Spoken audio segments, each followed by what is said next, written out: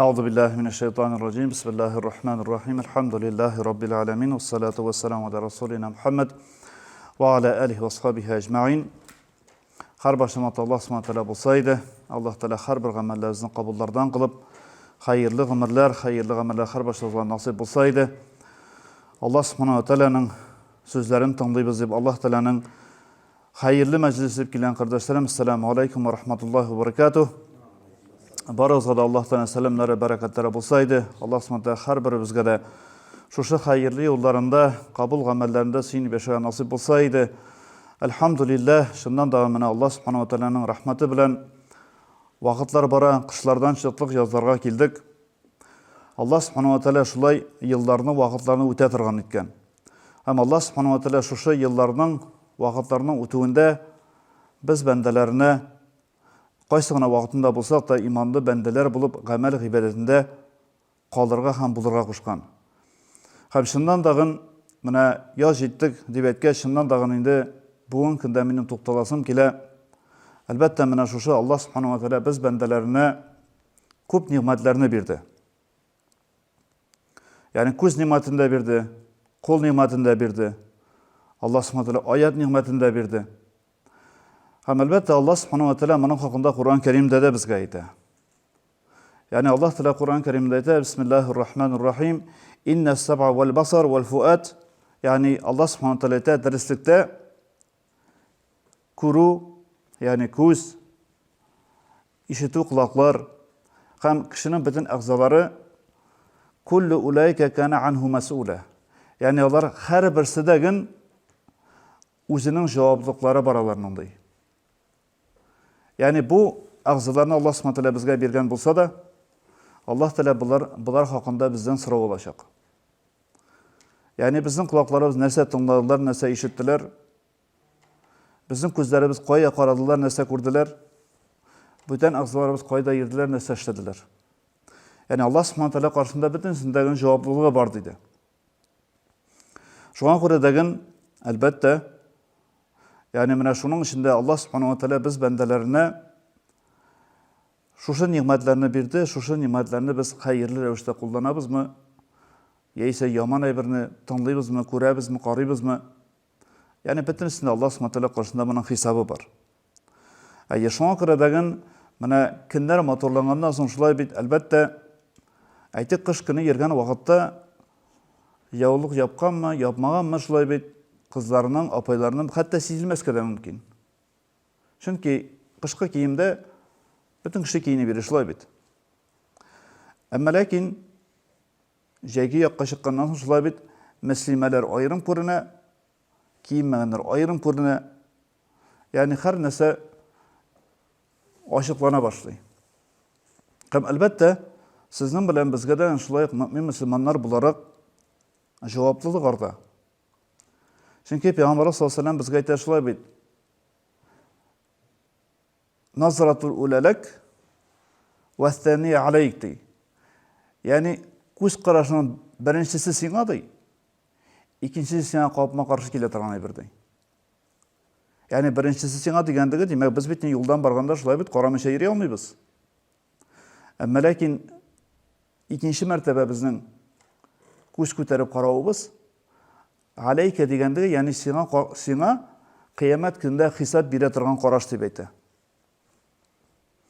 Qay bir vaqtda mesela o'tib ketasiz yoldan şulay bit.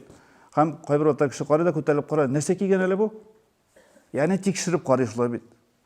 Ya ise yavuluksuz bulsa şulay bit. Ona ihtibar etdi kishi. Yani Allah subhanahu wa ta'la şunun işindagin elbette yani bizge mümin Müslümanlarga şuna kiredagin emri teşvirat Peygamber sallallahu aleyhi ve sellem mesela aytdi, müminlerge de aytdi, irlerge de, mümin hatınlarga da aytdi. Alar gözlerini saklasınlar dey. Mine şuna kiredagin elbette sen saklanırsın. Bizim bir bağlarımız var. Bizim tuğanlarımız var. Bizim yakınlarımız var. Şuna kiredagin elbette Allah subhanahu wa ta'la karşında şunun içinde bizden gamellerimizde yani bu gamellerge bir tane hesap var.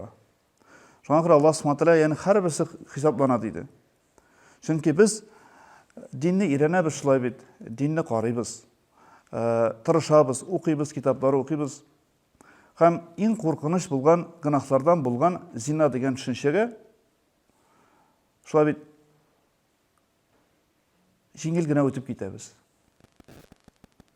Ягъни җиңел генә үтеп китәбез, чөнки шуннан дагын Аллаһ Субхаһу ва Тааля каршында күзнең дә зинасы бар, қолның да зинасы бар,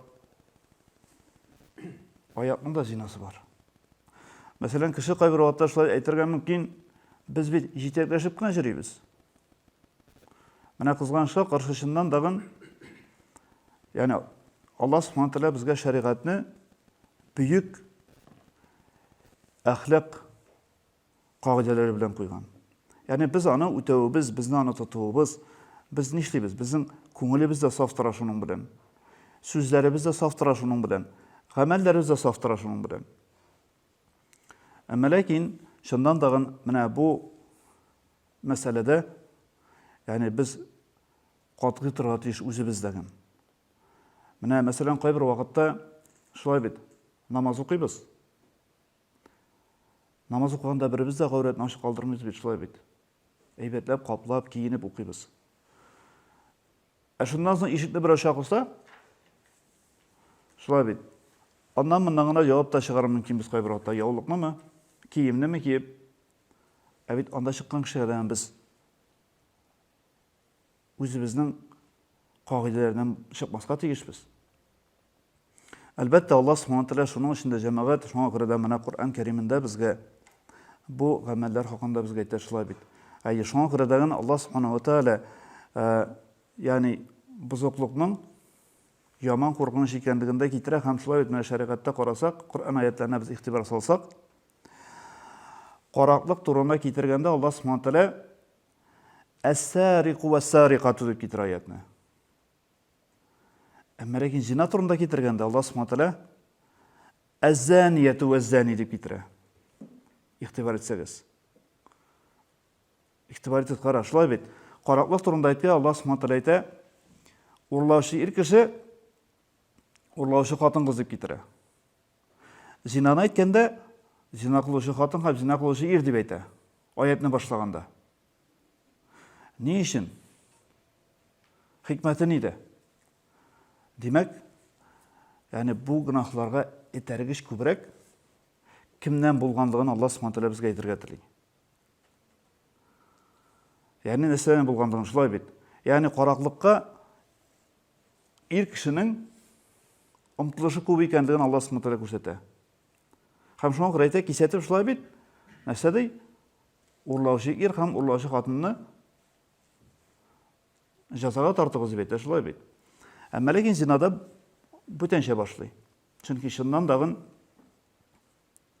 әлбәттә, ягъни зина кылучы хатын һәм зина кылучы ир дип башлауында Аллаһ Субхаһу ва Тааляның хикмәте бар. Чөнки шуннан дагын ир кеше караганда шулай хатын-кызның хис ягыннан, матурлыгы ягыннанмы үзенә тарту көчлерәк. Һәм Аллаһ Субхаһу ва Тааля шуңа күрә аны безгә шәригатьтә матур итеп киенеп йөрергә матур кагыйдәсен куйган. Шуңа күрә дә без аны кайбер вакытта менә ишетәбез бит. Намаз укымаган, дин тотмаган кеше турында тыңласак, яисә ишетсәк нәрсә дип әйтә? Бөтен матурлыгыны каплап йөрисең инде ди ул. Менә шундый сүз ишеткәнез бар, шулай, бөтен матурлыгын каплап йөрисең инде ди. Бөтен матурлыгын яшереп йөрисең инде ди. Аллаһ Субхаһу ва Тааля бит аны безгә тиешле урыннарда гына ачара кушты, шулай бит. Бөтен матурлыкны Аллаһ Субхаһу ва Тааля безгә тиешле кешеләргә генә күрсәтергә кушты. Ир кеше булсак та, хатын-кыз булсак та, Аллаһ Субхаһу ва Тааля безгә тәртибен куйды, шулай бит. Шуңа күрә дә шуның эчендәге әлбәттә менә бу гамәлләрдә, ягъни безнең үзебезне тәрбиягән хәлебездә саклануыбыз дагы.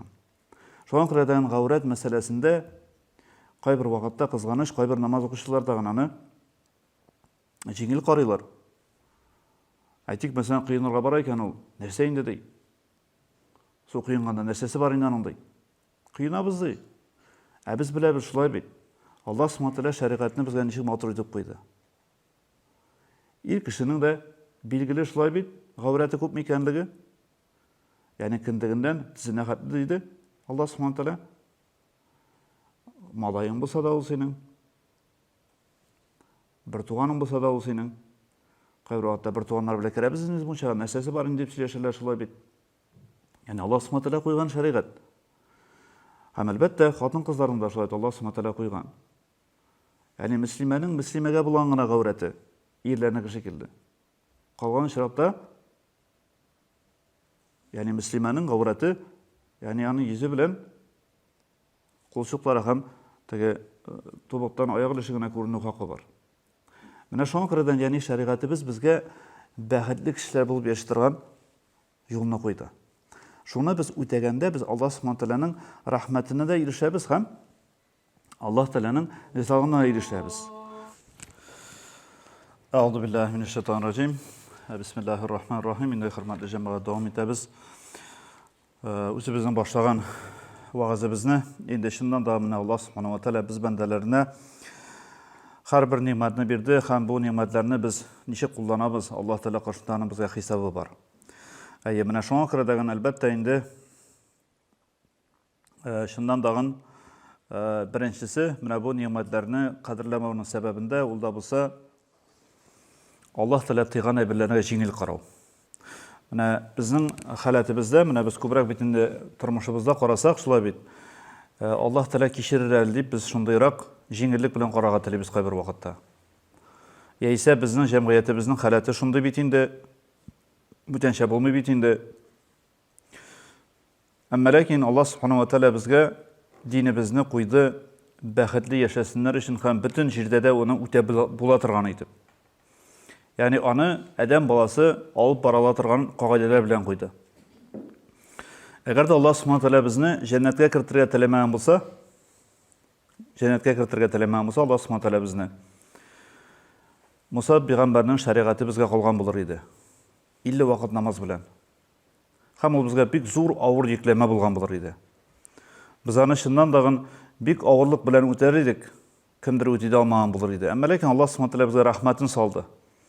Hem bizge Peygamber sallallahu aleyhi ve sellem ümmetine şuşanday bölekler yasadı, şulay bit. Jеңillik getirdi. Ez gameller bilen köp ejirlerge eriştirgan idi.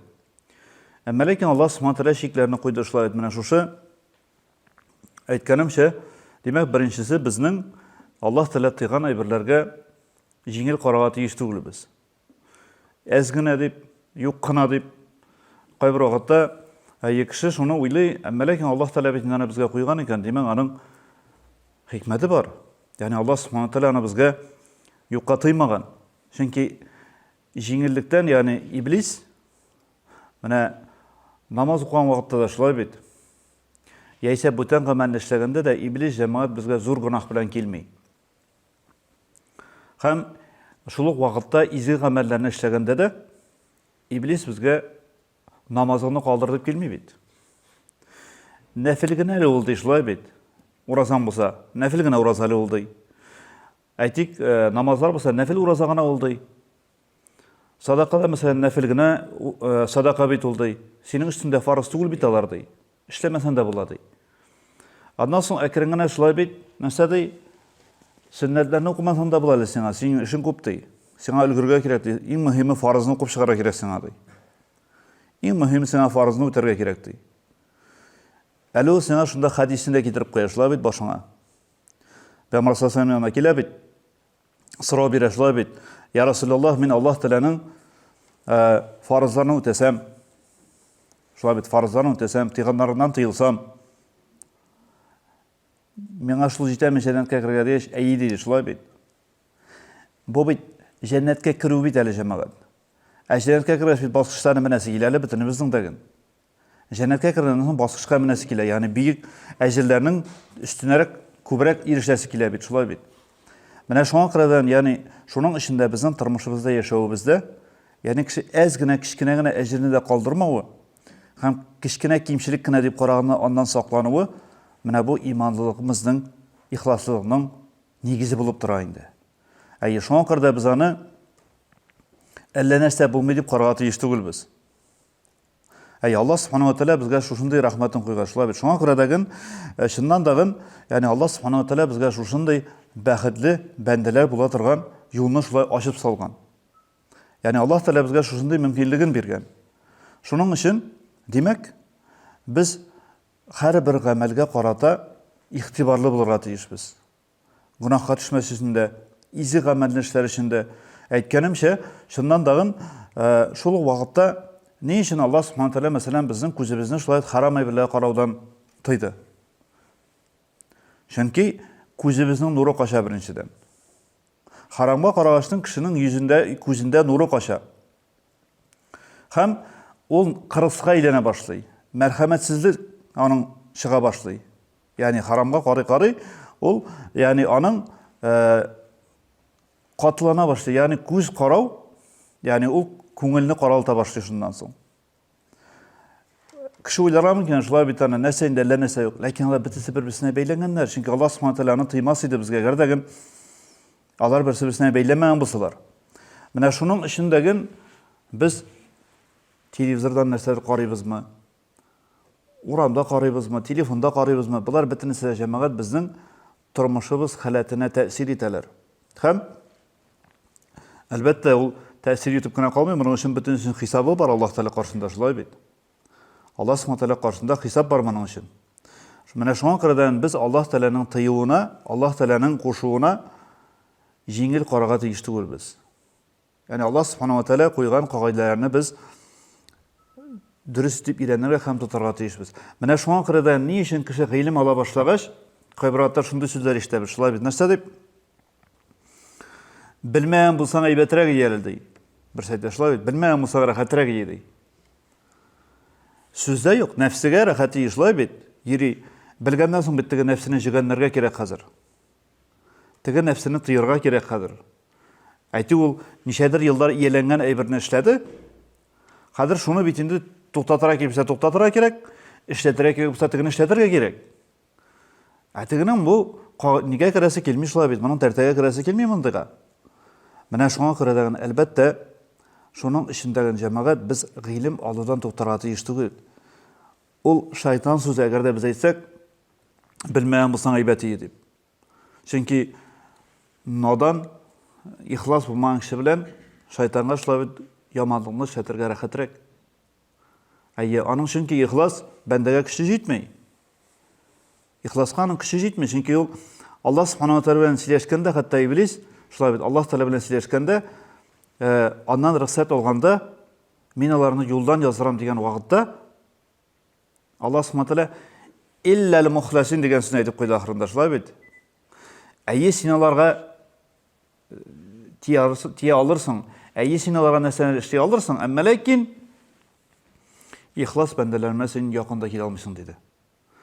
Бу ихласлык, менә бу чиста күңел һәм саф күңел ул җәмәгать менә шушы безнең харам булган нәрсәләрдән саклану. Кулыбыз белән булсынмы, күзебез белән булсынмы, ризык белән булсынмы, гамәл белән булсынмы, безнең чыннан да шушы тырышлыкларның әҗере булып тора. Чөнки Аллаһ Субхану Тааля Кур'ан Кәримдә шундый бер аятын әйтә безгә тырышлык турында. Анкабут сүрәсендә Аллаһ Субхану Тааля әйтә, 69-нчы аятында шундый бер безгә хәбәрен җиткерә. Шулай бит, нәрсә ди? Бисмиллаһир-рахманир-рахим. وَالَّذِينَ جَاهَدُوا فِينَا لَنَهْدِيَنَّهُمْ سُبُلَنَا. Нәрсә ди Аллаһ Субхану Тааля әйтә? Минем юлымда тырышканнарны мин аларны туры юлда булдырачакмын ди. Минем юлымда тырышканнарны мин аларны туры юлдан алып барачакмын ди. Ва инналлаһа ла ма'ал мухсинин ди. Һәм Аллаһ Субхану Тааля аятын тәмамлаганда әйтә, дөрестә Аллаһ Субхану Тааля һичшиксез изгелекне эшләүчеләр белән булачак диде. Димәк, син изгелекне эшләүчеләр белән булгач, димәк, Аллаһ Тааля синең белән.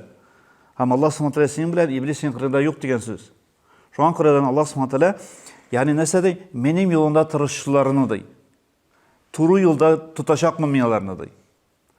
Безнең туры юлдан тайпылмыйча баруыбыз, менә без дугаларда сорыйбыз, бит, намазда сорыйбыз, Фатиха сүрәсендә сорыйбыз.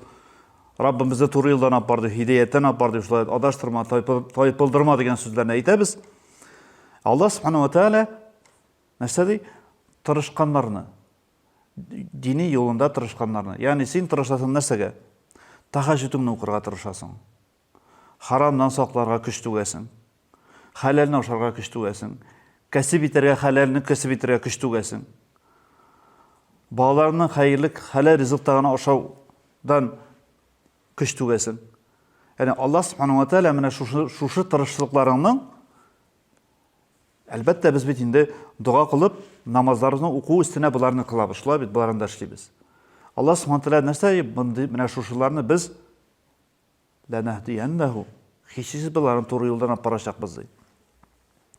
Менә шуңа күрә әлбәттә димәк без беренчеләрдән әлбәттә булырга тиешбез дигән Аллаһ Субханаһу ва Тааляның тыйган гамәлләренә җиңел карамаска тиешбез. Менә кайбер вакытта шулай бит. Ризыкка карата, мәсәлән, караган вакытта даган. Бүгенге көндә әлхәмдүлилләһ шулай бит. Бик күп бит инде хәләл әйбер. Кайбер вакытта шәйтан шулай бит.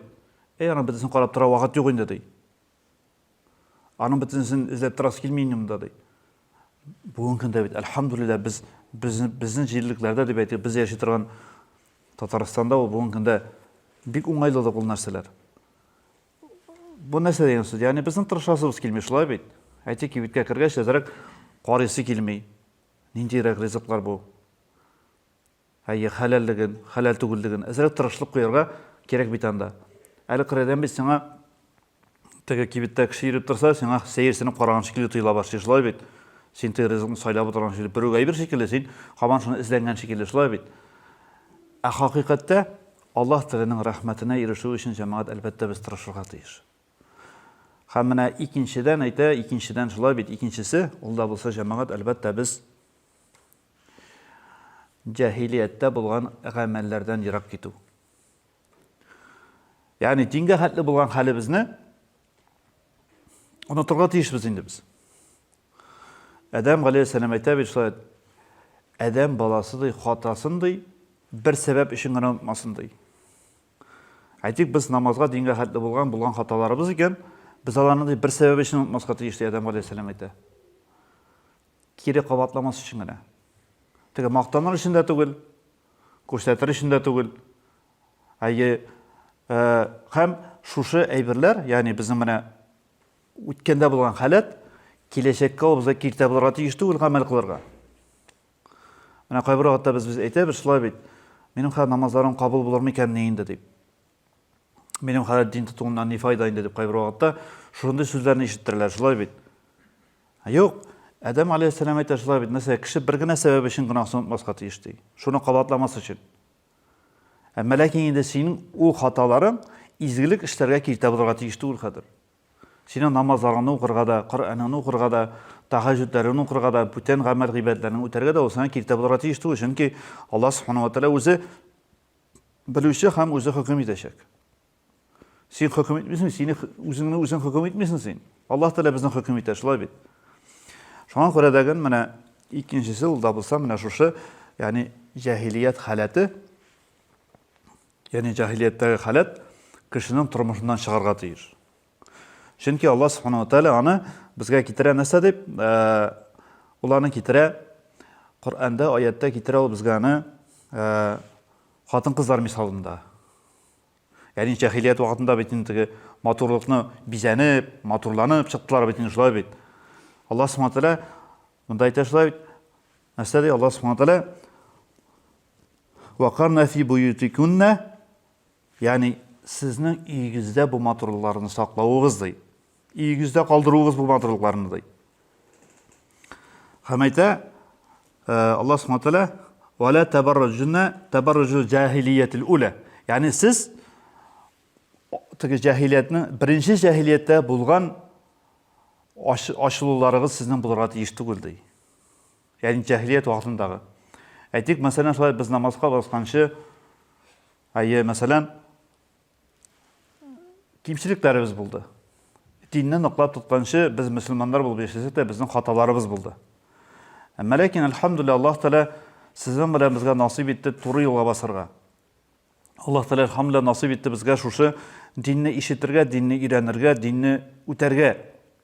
Һәм без шуңа сөенгән хәлебездә кимсенеп түгел, сөенеп үтәргә тиеш бу әйберләрне. Үзебез дә, кызларыбыз да, улларыбыз да без сөйнеп үтәргә тиешбез буларны. Чөнки кайбер вакытта, әйткәнемчә, шул ук матур итеп яулык ябыну кайбер вакытта мансадагы кимчилек итеп күргән шикелле тоела, мансада кимчилек итеп күргән шикелле тоя. Хакыйкатьтә Аллаһ Субхаһу ва Тааля адәм баласының дөрес яшәвен шушының белән куйды бит инде. Шуңа күрә Аллаһ Тааля хәтта Коръәндә шуның өчен менә табарруҗул җаһилия дигән әйбер ул, ягъни ачылып китү, ягъни сезнең динсезлек вакытындагы ачылуларыгыз булмасын ди. Димәк, без намазга басканнан соң җәмәгать шуңа күрә дәгән әлхәмдүлилләһ шулай яулыкларыбызны яптык икән. Ул яулыклар безнең инде ябылырга тиеш бөтен җирдә дә. Ни өчен дип әйтәм, кайбер вакытта менә мәсәлән шулай бит әйткәнемчә, кеше ул бит мәчеттә дә шулай булырга тиеш. Урамда да шулай булырга тиеш. Өендә дә шулай булырга тиеш, яшәешендә шундый булырга тиеш. Ягъни Аллаһ Субхаһу ва Тааляның ризалыгын алам дигән тырышлык белән яшәргә тиеш. Шулай булганда гына Аллаһ Субхаһу ва Тааля безгә әҗерне бирә. Шул вакытта гына без хакыйкый иманлы бәндәләр булып, Раббым Фирдәүс җәннәтенә кырт мине дип, башыбызны имичә, шулай башыбызны күтәргән хәлебездә горур рәвештә Аллаһ Тааляны сорый алабыз шул вакытта. Әгәр дә без шушы лаеклы гамәлләрне үтәсәк, әмма ләкин әгәр дә без аларны үтәмәсәк, гаипле кеше булып басабыз бит Аллаһ Тааля каршына. Гаипле булгачлыктан бит без теге бир инде дип әйтә алмыйбыз, шулай бит. Менә ул бит инде тормыштагы теге оешмадагы эшченең хәле шикелле. Әгәр дә эшен җиренә җиткереп эшли икән, оешмада кеше шулай бит. Берничә ясамый икән, ул кайчан тели шул вакытта отпуск ала. Кайчан тели шул вакытта җитәкче җибәрә. Чөнки ул җаваплы карый бөтен әйберне. Эшен эшли, аннан авырлык килмәй, үз өстендә булган вазифаны үти. Һәм Аллаһ Субхаһу ва Тааля безгә нәкъ шулай бүләкне бирә бит инде. Әгәр дә без лаеклы булып гамәлне үтәсәк, Аллаһ Тааля безгә лаеклы итеп бүләген бирә. Шуңа күрә дә менә шуның өчен, димәк, без икенчедән шушы чыннан дагын Аллаһ Субхаһу ва Тааля чыннан да безгә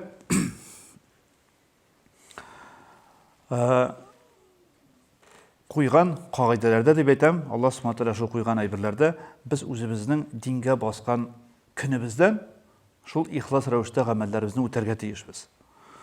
Кайбер вакытта чыннан дагын бер тирәдә бер вакытта яшәгән кешеләр җыелса шулай бит, үзләренең үткәннән искә төшерә башлыйлар бит инде. Бар иде шундый чаклар дип, шулай бит. Бар иде шундый гамәлләр дип. Без аны җәмәгать анда сиргә түгел инде. Беләбез бит инде, үзебезнең үткән тормышны кеше белә, һәркем үзенең тормышын үзе белә, шулай бит, үзенең яшәгән үткәнен үзе белә. Аны сөйләүдән ул нәсихәт тә түгел, ул дәрес тә түгел. Кеше аның белән ничек әйтергә, киресенчә будаган бер булган икән, хәзер әллә кем булып йөри икән дип әйтергә мөмкин, кырыйдан карап торганда кеше. Хәзер генә бу бик ихлас намаз әһле булып күренә икән әле дип. Әмма ләкин Аллаһ Субхаһу ва Тааля бит инде иншалла безнең Гафурур Рахим шулай дип, Аллаһ Тааля кичерәм диде. Әмма ләкин шуннан да без менә шушы Аллаһ Тааляның рәхмәтенә ирешә торган гамәлләрдән, нишләсәк, гамәлләрдән без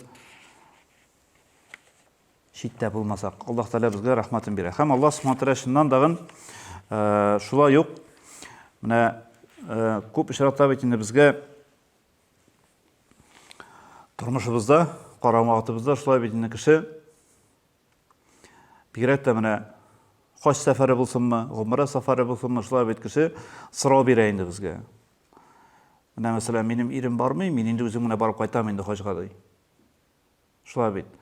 Әмма ләкин хакыйкатьтә шулай бит.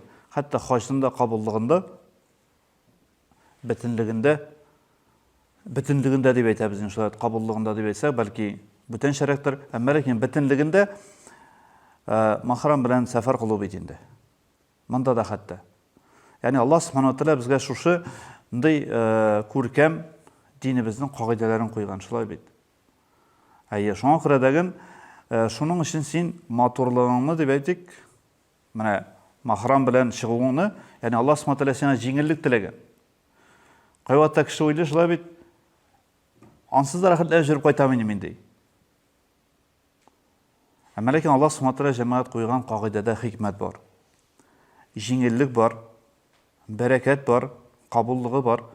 Менә шуңа күрә дәген, әлбәттә, шуның өчен менә без намазларыбызны үтәбез икән, без динебезне тотабыз икән, үзебезнең әдәп, әхлак та безнең шуңа туры килергә тиеш. Чөнки Аллаһ Субхану ва Тааля хәтта Пәйгамбәр саллаллаху алейһи ва саллямның хатыннарына мөрәҗәгать итеп әйтә, шулай бит. Нәрсә ди? Чит кешегә әгәр дә эндәшсәгез, тавышыгызны җәлеп итә торган итеп эндәшмәгез ди. Ягъни тавышыгыз җәлеп итә торган булмасын сезнең ди. Кызыктыра торган булмасын ди. Шулай бит. Менә шуңа күрә дә, ягъни Аллаһ Субхану ва Тааля хәтта моны мисал итеп безгә китерә, Коръән Кәримдә шулай Пәйгамбәр саллаллаху алейһи ва саллямның хатыннары аша безгә җиткерә. Алар аны эшләмәгән булсалар да. Шулай бит. Ни өчен Аллаһ Субхану ва Тааля безгә менә шушы гамәлләрдән без сак булуыбызны күрсәтү өчен. Шуңа күрә дәген, шуның өчен дә әлбәттә менә бу нәрсәдә, бу менә махрам мәсьәләсендә ул безнең халык арасында бераз шулай бит, без катнаш тормышта яшәеш дип әйтим инде, эштә дә теге барбер хатын-кызлар, ирләр бер оешма булып эшли дип әйтик, шулай бит инде һәм башкалар, ул бездә бераз шуннан да мөселманнар арасында да бу нәрсә нишли бераз салкынчарак аксап тора, шулай бит. Ягъни нәрсәгә дигәндә, кеше шул вакытта сәфәргә чыгып китүне дә аптырамый. Ул бит инде карасак, менә без әйтәбез двоюродный дип, шулай бит инде, ике туган. Ул безнең өчен бит инде туган булса да, махрам була алмый ул безгә шәригать ягыннан. Двоюродный безгә махрам була алмый шәригать ягыннан. Шуңа күрә менә biz әйттек бит шулай бит, Аллаһ Субхану ва Тааля һәрбер гамәлдә безне хисап кыла дидек. Менә мәсәлән, Коръән ашларына җыелабыз, туганнар мәҗлесләргә җыелабыз, шулай бит. Шундай бер гадәт бар, шулай апай да күрешә, абый да күрешә, бөтен эшә күрешә. Беркем дә уйлап тормый, кем белә күрешкәнен дә кайбер вакытта. Туган инде ул минем ди. Әмма ләкин бит Аллаһ Субхану ва Тааля безгә шәригатьне куйган, шулай бит. Туганнар алар, әмма ләкин безгә Аллаһ Тааля куйган махрам халәте булган туганнарны. Бар махрам булмаган халәте булган туганнар, шулай бит. Менә шуңа күрә дә без анда күрешкән вакытыбызда да игътибарлы булырга тиешбез. Әле кайбер вакытта хәтта үзең дә читенсен китәсең, шулай бит. Хәзрәт булып килеп керәсең, синең белән хуҗа бикә күрешергә тели, әйтик, хуҗа бикә. Шушы мәҗлесне үткәрә торган хуҗа бикә сиңа кулын сузып күрешергә, шулай бит, теләк белдерә. Ягъни әлбәттә ул аны аңламаудандыр, белмәүдәндер бәлки, шулайдыр да. Әмма ләкин менә бу нәрсәләрдә без Аллаһ Тәгалә каршында бит хисап тотабыз бөтенесенә дә. Шуның өчен менә шуңа күрә дә без шушы гамәлләребездә җиңел карарга тиеш түгел. Менә шушы күрешүләр булсынмы, очрашулар булсынмы, шулай бит. Шуңа күрә дә Аллаһ Тәгалә безгә аны куйган икән. Аллаһ Субхану ва Тааля безгә куйган икән. Ул бит инде безгә хәерле юл, хәерле гамәл булып тора. Шуңа күрә бит инде Аллаһ Субхану ва Тааля менә Коръән Кәримендә безгә әйтә шундай аятны, шулай бит: "Я нисаун наби ластунна ка ахадин минан ниса". Ягъни Аллаһ Субхану ва Тааля пәйгамбәребезнең хатыннары мисалында шундай аятны китерә безгә. Нәрсә дип? Әй пәйгамбәр хатыннары ди. Сез бүтән хатыннар шикелле түгел ди. Аллаһ Субхану ва Тааля шулай: "Ин тaqina", ягъни әгәр дә сез ди тақвалык кылсагыз, Аллаһ Субхану ва Тааля: "Вала фала тахтанна бил қаул". Ягъни сүзегезне сөйләшкәндә, русча әйткәндә, по делу гына сөйләшегез. Кирәклесен генә сөйләшегез ди, шулай бит. Кирәкле сүзне генә әйтегез ди, сөйләшегез ди. Ни өчен? Ни өчен шулай эшләргә куша Аллаһ Субхану ва Тааля? "Фаятмаул лази фи қалбихи марад". Чөнки ди йөрәгендә ди авырту булган кеше булырга мөмкин арада ди. Ягъни йөрәгенә авырту, ягъни хатын-кызның сүзенә карата булган хисе уяна торган, игътибар итә торган, шундый кеше булырга мөмкин ди. Шуңа күрә ди сез ди әйткән сүзегездә теге тиешле эш белән генә сөйләшегез ди.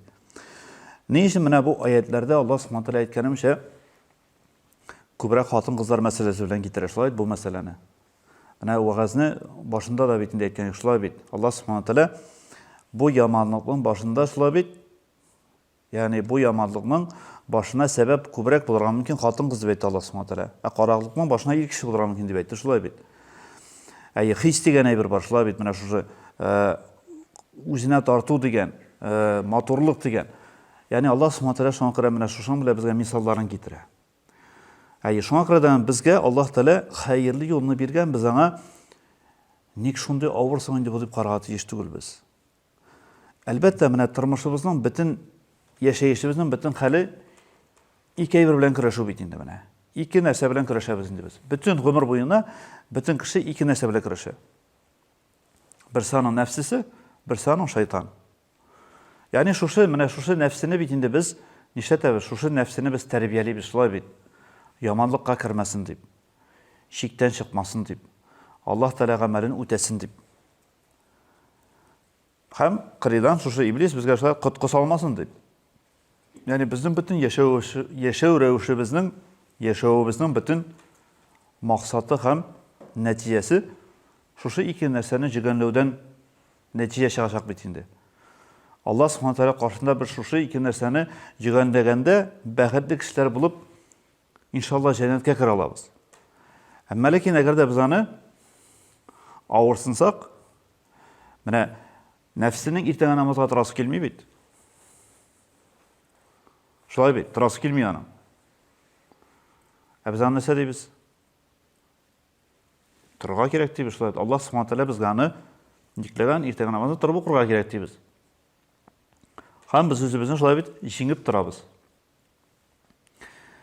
Торганда нинди генә авыр булса да, иртәгә намаз укып дугасын кылганнан ничек рәхәт. Менә бөтен бурычыңны тапшырып бетергән шикелле шулай бит. Менә бөтен теге каршында булган бөтен әйберне тапшырган шикелле. Шундый рәхәтлек кичерәсең. Әмма ләкин шуны үтәгәннән соң гына шулай бит. Үткәнче шыгырды ясырак шулай бит. Әмма ләкин үтәгәннән соң менә нәфсе баштан эшли. Башта караша шулай бит. Җиңеләсе килми аның. Аның нинди шикләргә керәсе килми. Аллаһ Субхаһу тәгалә безгә шушы шикләрне куйган. Шушы нәфсебез яманлыкка бармасын өчен. Яманлыкны эшләмәсен өчен Аллаһ Субхаһу тәгалә безгә шушы тәрбия булган динебезне куйган. Менә шушы динебезнең кагыйдәләре безгә бәхет, тәүфыйк алып бара торган юл булып тора. Бәхет, тәүфыйк булу шушы. Шуңа күрә без аны үтәгәндә, сакланганда, Аллаһ теләп тигән гамәлләрдән тырышып аңа кирмәгәндә, Аллаһ Тәгаләнең аятында нәрсә Аллаһ Субхаһу тәгалә туры юлдан адаштырмыйм диде. Менә ни өчен кайбер вакытта тормышыбызда кызганыч вакыйгаларны күрәбез. Кеше шулай бит туры юлга баса, намазларын укый, ләкин бераздан эшли. Кызганычка каршы кайбер вакытта калдырган кешеләр бар. Калдырган кешеләр бар. Яисә кире шул элекке халәтенә кайткан кешеләр бар. Кызганычка каршы. Тормышыбызы каршысында дип әйтик. Ни өчен? Чөнки Аллаһ Субханаһу ва Тәгалә безгә шулай бит. Иннал халала баййинун ва иннал харама баййинун диде. Сезгә халал әйберне дәгән мин шулай бит аңлатып бәян итеп салдым диде. Харам әйберне дә бәян итеп куйдым диде. Ва байнахума муштабихат. Пәйгамбер саллаллаху алейхи ва саллям, әмма ләкин шушы харам белән халал бәян ителгән арасында бар шикле әйберләр. Икләнеп кала торган әйберләр. Теге арчысы да килә. Әрәм дә шикелле. Шулай бит. Шикле әйбер. Карагыз, Пәйгамбер саллаллаху алейхи ва саллям шушлар арасында бар шикле әйберләр ди. Фәмән иттака, ягъни кем шикле әйбердән тақвалык кылса, шикле әйбердән сакланса, үзенең динен һәм намусын саклаган булыр диде. Үзенең динен һәм намусын саклаган булыр диде. Менә шуңа күрә дәген изге гамәл Пәйгамбәрдән саллаллаху алейхи ва саллям шундый сорау бирәләр, шулай изгелек нәрсә дигән сорау бирәләр. Һәм гунах нинди Нәрсә ул дигән сорау бирәләр шулай бит. Изгелек, Пәйгамбәр саллаллаһу алейһи ва саллям җавап бирә нәрсә дип? Изгелек аны эшләгәндә дә рәхәт. Эшләгәннән соң да рәхәт. Һәм еллар үткәннән соң да рәхәт. Чөнки ул нишли бер каян йөкләмә булып өстенә килеп төшми, каян тишелеп килеши юкмый. Изгелек ул. Күңелеңә тырнап тормый ул синең. Һәм әйтә Пәйгамбәр саллаллаһу алейһи ва яманлык нәрсә дигәч, син аны эшләгәндә дә теләп эшләмисең ди. Кимчелекләй берне. Күңел теләми аны шулай бит. Сыкрый-сыкрый эшли аны кеше. Әйтик, мәсәлән, ул хәмер эчсә дә шулай, белә ул аның яманлык икәнлеген. Барбер уларны шулай бит шир булгач, ул аның күзен җумып, тешен кысып булса да жұта барбер. Тәмәкесе дә шулай. Рәхәтлек белән эшләми бит инде. Һәм шул вакытта эшләгәннән соң даган нишли? Рәхәтлек кичерәме? Юк. Һәм еллар үткәннән соң да рәхәтлек кичерәме? Юк. Менә бу хата, менә бу гынах. Шуңа күрә дигән кеше, әгәр дә теге үчләүгә салып карыйсы килсә, изгелек нәрсә дип? Күңел әйтеп бирә аның хәзер. Күңел әйтеп бирә. Чөнки Аллаһ Субханаһу ва Тааля безнең күңелне без фитри иман белән дөньяга килдек бөтенебездән. Безнең бөтенебездә фитри иман бар. Кемдә ул бик тирәнгә кирип капланган? Кемдә ул бик тирәнгә капланмаган? Кемдә ул тиз чыга? 2 вагыз тыңлауда килә ул намазга шулай бит. Кемдер кырыенда әбисә намаз укыган була.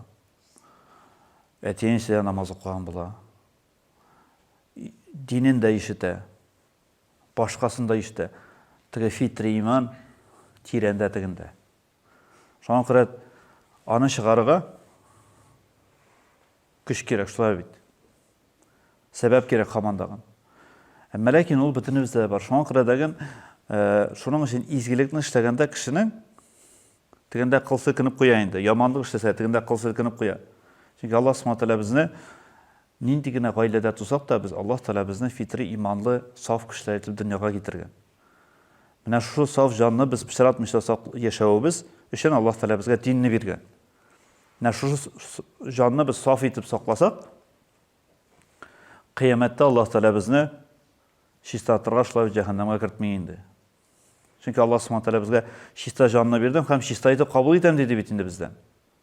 Без аны чиста итеп саклап җиткерә алсак, Аллаһ Субханаһу ва Тааляны безгә шулай без туп-туры җәннәткә сикинеп керә торган булабыз.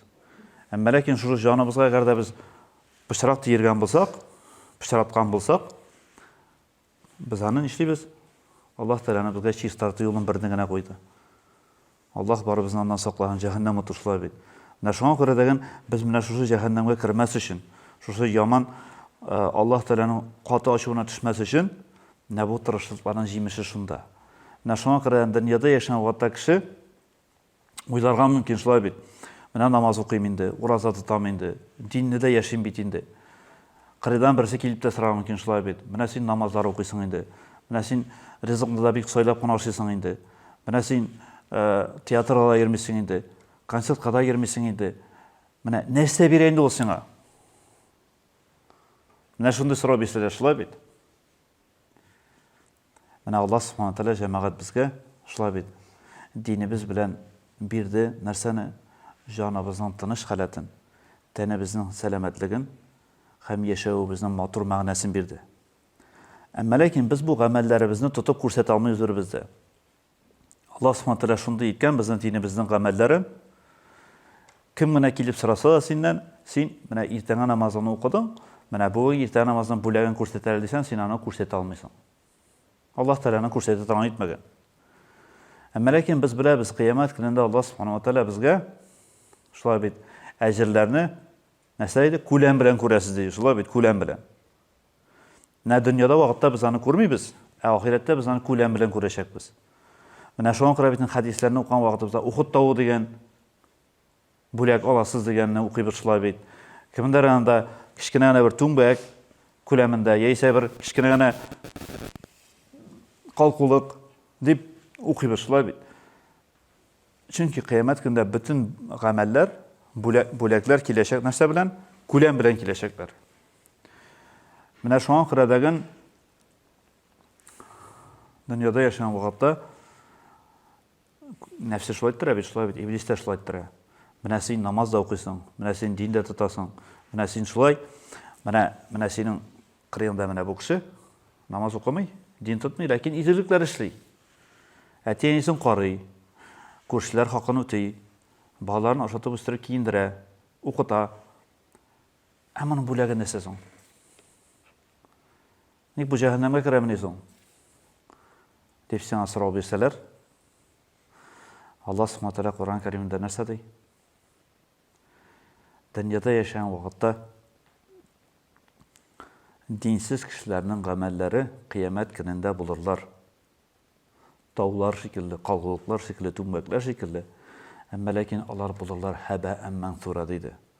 Аятта китер Аллаһ Субхаһу ва Тааля шулай бит. Нәрсә? Хәбәән мәнсура дигән әйбер галимнәр аны аңлатмасын күрсәтәләр. Ул менә бүлмәдә кояш нуры төшкәч, паластан күтәрелә торган тузан бар. Теге. Паласка сустан тузан күтәрелә, шулай бит инде.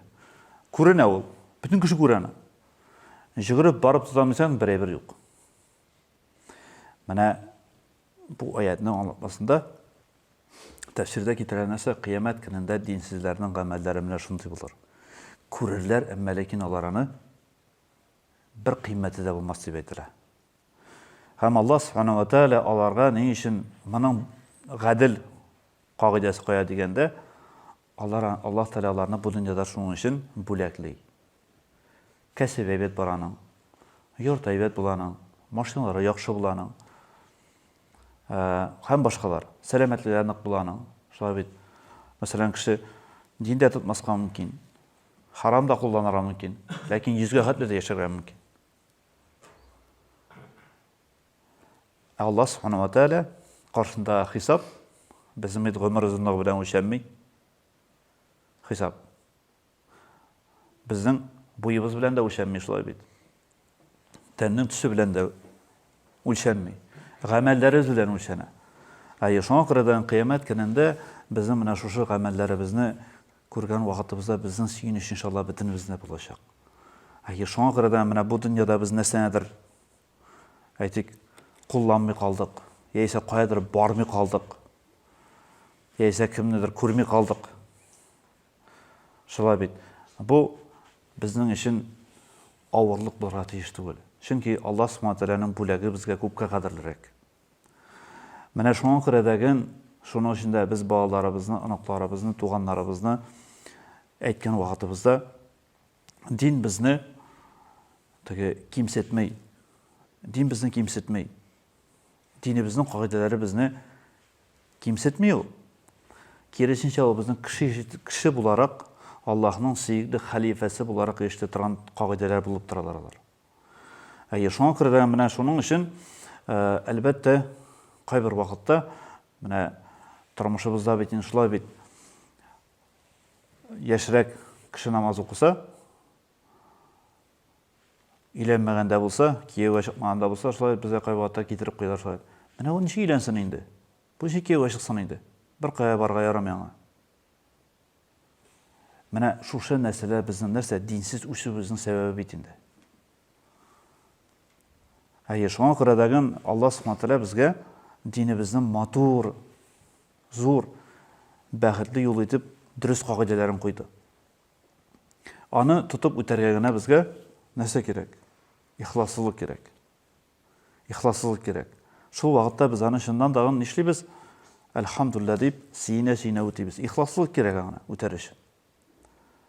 Менә ураза гамәллегенә Рамазан айында үткәреп җибәрдек, әлхәмдүлилләh, шулай шәвәлләре үтеп бара, шулай бит. Менә ураза тотканда гына карагыз. Кызык өчен генә ураза тотып буламы? Юк. Матурлыгы өчен генә ураза тотып буламы? Юк. Акча яңа калсын өчен ураза тотып буламы? Юк.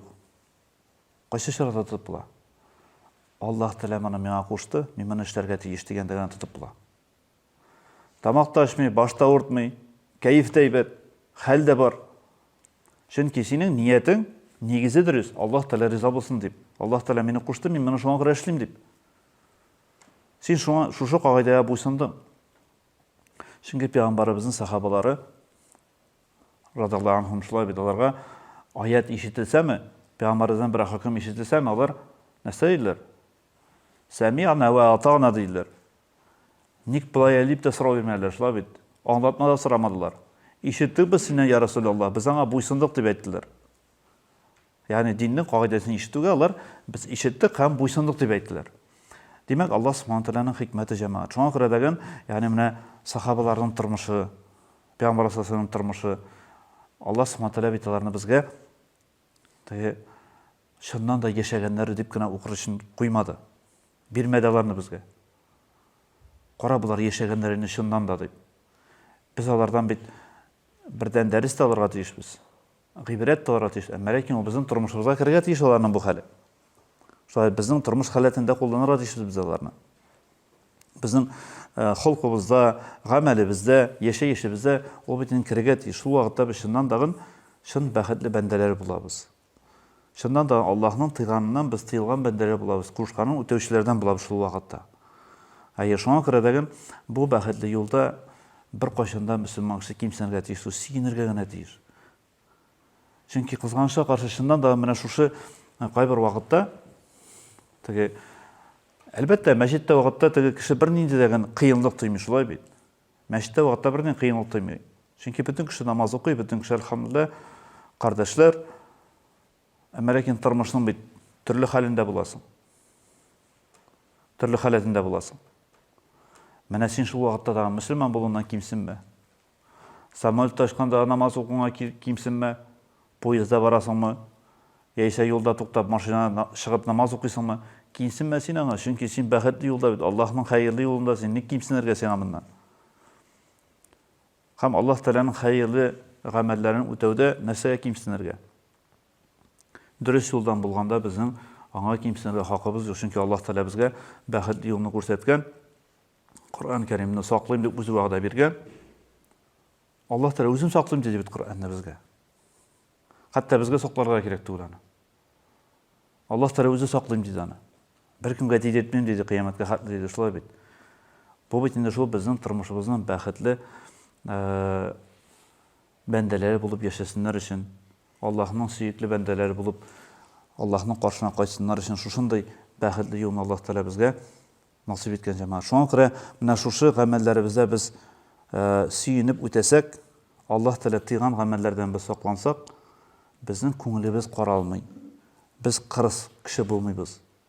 Безнең сүзебездә хәерле сүз сөйлибез. Күңелебез йомшак була, шулай бит. Мәрхәмәтлелек дигән әйбер. Шуңа күрә дигән менә шушы динне үтәгән кеше аның күңелендә сафлык була. Шуннан да сафлык була. Хәтта ул, мәсәлән, кайбер вакытта кеше кырыс дип сиңа дәшсә дә, кардәшең. Ул бит нәрсә? Ул сиңа ачу белән түгел, яманлык белән түгел, сиңа ниндидер бер нәфрәте белән түгел. Хәерле теләп әйтү аның сүзе. Шуңа күрә менә бу тормышыбызда чыннан да без шушы үзебезгә биргән нигъмәтләрне кадерләсәк, бирелгән нигъмәтләргә шөкер итсәк, шушы нигъмәтләрне чыннан да без сакласак, якласак, Аллаһ Субхаһу тәгалә безгә бәхет, бәрәкәтне бирә. Шуңа күрә дигән бер сахабаның әйтелгән сүзе бар, шулай Коръан укыган кешене ди, Коръан укыган кеше, сахабаның исеме генә истән чыгып китте, Коръан укыган кеше олыгайган көнендә акылсызлык шире белән уртмас ди. Ягъни акылын язмас ди, акылыннан язмас ул ди. Гомер дәвамында ди. Ягъни ул хәерле бәндә булып яшәп, хәерле бәндә булып ахиреткә китерде. Коръан укыган кеше ди, шулай булгачтын, ягъни Аллаһ Субхаһу тәгалә безгә бу гамәлләрне без эшлибез, үзебезгә әҗр савап табылсын дип бит инде. Аллаһ Тәгалә каршында бүләккә ирешәбез дип. Шуның сәбәбендә Аллаһ Тәгалә безгә нинди бүләкләрне яңадан кайтара бирә. Шуңа күрә дигән, шуның өчен без динебезнең кагыйдәләренә әйткәнемчә битарафта булырга тиеш түгел. Җиңел дә карарга тиеш түгел. Намаз укып кына түгел. Намаз ул безнең төп шартыбыз, шулай бит. Ләкин тормышыбызның бүтән кагыйдәләре менә шушы бүгенге сүзебездә кузгатылган, чыннан да харам әйбердән саклану, харам гамәлне эшләүме, сөйләүме, тыңлаумы, күрүме, аларны без игътибарда булган хәлебездә, үзебезнең гамәлләребездә яманлыгы булмасын дип, зыяны булмасын дип, үзебезне саклап яшәсәк, Аллаһ Тәгалә безгә чыннан да бәхетле бәндәләре булып, иншалла сөенеп җәннәтенә керәбез. Барыбызга инде Аллаһ Субхаһу Тәгалә хәерле гамәлләрдә булырга насыйп әйләсен. Аллаһ Субхаһу Тәгалә барыбызга да инде дөньяларында да, ахиретендә шулай бер-беребезгә сөенечле бәндәләр булырга насыйп булсын Раббым. Раббым дөньяда шулай хәйр дугаларда яшәп, инде үзенең җәннәтенә дә сөенеп бергә керергә Аллаһ Тәгалә насыйп әйләсен. Һәрбезгә белгән гамәлләребезне тормышыбызда кулланырга, Аллаһ Субхаһу Тәгалә каршында шуларның бөтен әҗерләрен алырга барыбызга да Аллаһ Тәгалә насыйп әйләсә иде. Ассаламу алейкум ва рахматуллаһи ва баракатуһ.